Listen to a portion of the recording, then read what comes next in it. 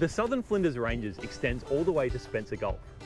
So I've come up here today to Port Pirie to check out a place that I've heard has amazing seafood. The Caputo family have really made a name for themselves up here. Purveyors of seafood for 4 generations, their shop and factory is right on a wharf in the main street of town. My great-grandfather, SD Caputo, pretty much come over from Mulfetta and was a fisherman over there, but wanted to come over to Australia to bring his family over to Australia for a better life. 60 years later, the boats are still pulling up at the wharf to unload their daily catch. And the factory staff are flat out processing the harvest. These are our local Spencer Gulf garfish, being caught straight out of our back door, and they'll be gone by today.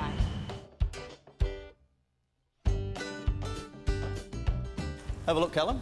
This is our famous Western King prawn. Wow, look at the size of that. I reckon most South Australians would have eaten a Spencer Gulf prawn before, and I love them. But what do you reckon is it makes them so good? We find the temperature of our waters. It just brings out the flavour and the texture in the prawn. The flavour is second to none in the world, we find. So when I'm buying prawns, what should you be looking for in a good prawn? Generally, if you buy them uncooked and you want to cook them yourself, you don't want a darker head. Obviously, that means they're going a little bit off. So we find here they're obviously a nice clean head. If they're cooked, you want a nice, sweet aroma to them. And it's not just fresh fish. An eye for innovation has seen the family develop some popular sideline products.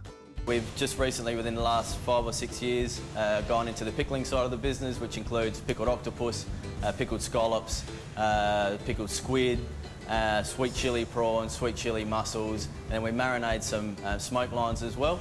And yeah, we just find that walks out the door. I love smoked seafood, and they do plenty of that here too.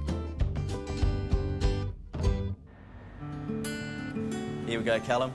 This is what all our customers are getting into these days, a $12 seafood snack pack. Excellent, so what have you got here?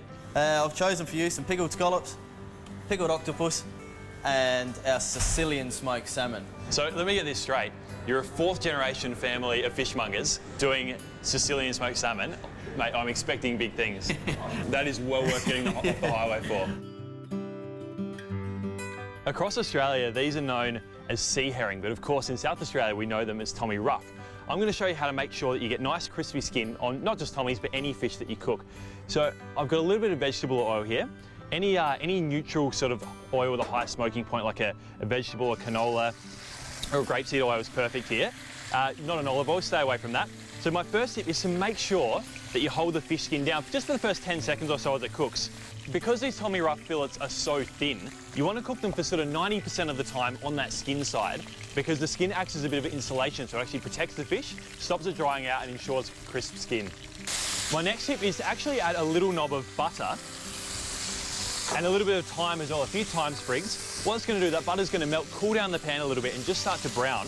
Grab yourself a big spoon and just spoon that melting browning butter over the fish skin. It's actually going to help it stay nice and crispy and to get you heaps and heaps of flavour.